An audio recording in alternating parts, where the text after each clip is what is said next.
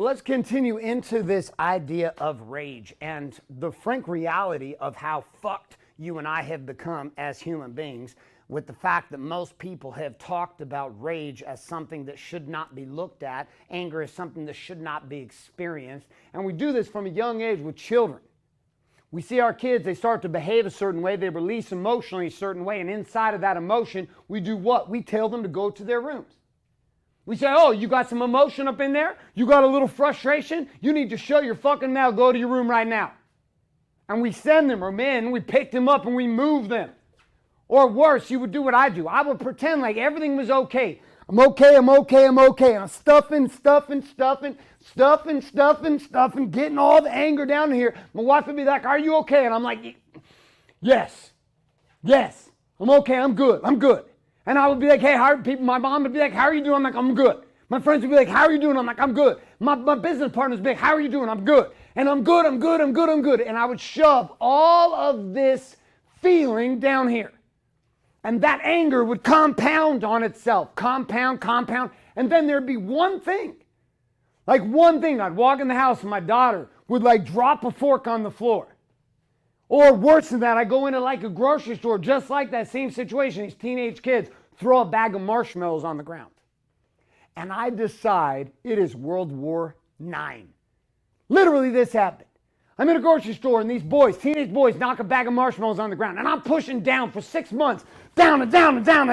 And they throw some marshmallows on the ground and I lose my fucking mind. My wife is right here with me. She ends up walking out of the grocery store as I end up, after less than 30 seconds, with 2 teenage boys pinned up against the wall, another one holding him by his neck, telling all of them that I'm gonna fucking kill him. Because why? Well, goddammit, you dropped some goddamn marshmallows on the fucking ground. How dare you? God knows those are sacred marshmallows, motherfuckers. How dare you drop those marshmallows on the ground? I'm spitting. I'm so fucking pumped right now. Listen, my daughter does the same thing. She'll drop her fork. I freak out. My wife walks in. She says, hey, babe, can you tell me, do you know when that bill's due? Ah, goddamn it, woman! Why are you always writing me? What the fuck's wrong with you? Why are you always writing me? Leave me alone! Ah! I legitimately think snot just flew out of my nose on that one. That's how pumped up I get about it. And my wife will be like, what is wrong with you? What is wrong with you? And legitimately, they should ask that question. Because the cops and the people at the grocery store and the poor teenage kids whose lives were threatened because of a bag of marshmallows, none of that was actually what was going on. Now, I'm going to get serious with you for a second. More and more, we're seeing some bullshit in the marketplace. Bullshit that looks like this. Happened recently in Florida. Young man, 26 years old, gets on a plane, flies to Florida. Packs with him a gun. Puts that gun in his bag. It's not a carry-on bag, so he doesn't go through security. It's a bag that's checked. He has a carrying permit. Inside the Fort Lauderdale airport. Pulls a gun out of his bag in the bathroom. Walks into baggage claim. And starts fucking shooting people in the head. After his clip's unloaded, lays down on the ground, gets arrested. A year and a half ago, man driving down the road with his wife, who his wife was just leaving him. Younger guy. Wife is in the front seat. 2 sons are in the back seat. Phoenix, Arizona. Tempe Town Lake. You can look this shit up, I'm not making it up. There's a dude driving, maybe it was 2 years ago. This guy's driving down the road, his wife's sitting in the front seat, now soon to be his ex-wife because she's leaving him. Kids are in the back seat. He fucking drives the SUV right off the bridge into the water. Right off the bridge. I'm sitting at Date with Destiny with Tony Robbins. This woman stands up and she shares with my wife and I are sitting right next to each other. Me and my wife are weeping over this, like tears just pouring down my cheeks. As this woman tells a tale of how 6 months before, in July of last year, her husband took a gun, shot their fucking 2-year-old, turned the gun and shot himself, and then lit the whole house on fire and then shot himself. Trying to burn up the body of the baby and himself. And people say, where does this shit come from?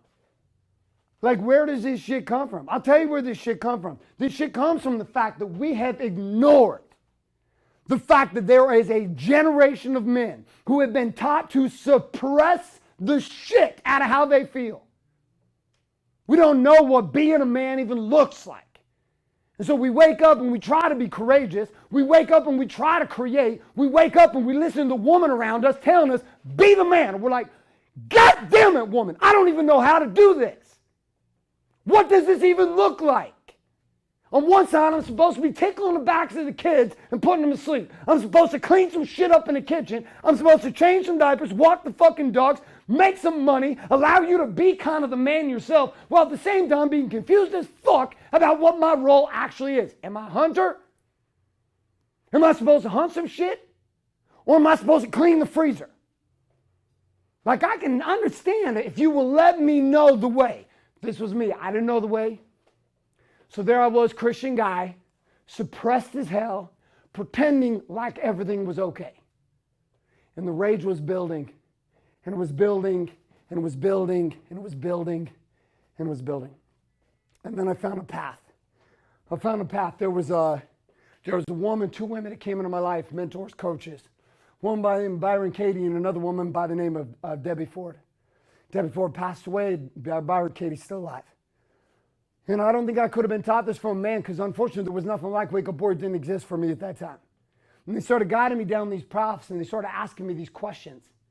But more importantly, Debbie Ford started teaching me that it was okay for me to feel my darkness. It was okay for me to feel this anger and this rage and all this shit that everyone my whole life had said, it's dark, that means it must be evil, and inside that evil it must be wicked, and because it's wicked, you should definitely not look at it. Which was always a mystery to me, because what if the one place you and I have been taught to not look for the truth inside of us, what if the one place you've been taught to not go is one place where the answer actually exists and flows? What a mysterious way the universe could hide the truth from you and I, is to actually put it right underneath our eye. But to have it be so much of a story, so much of a teaching and a training and education inside of your life and mine, that would tell us that we had to go find the truth somewhere else. That we should apologize and we should be sorry for being all of us.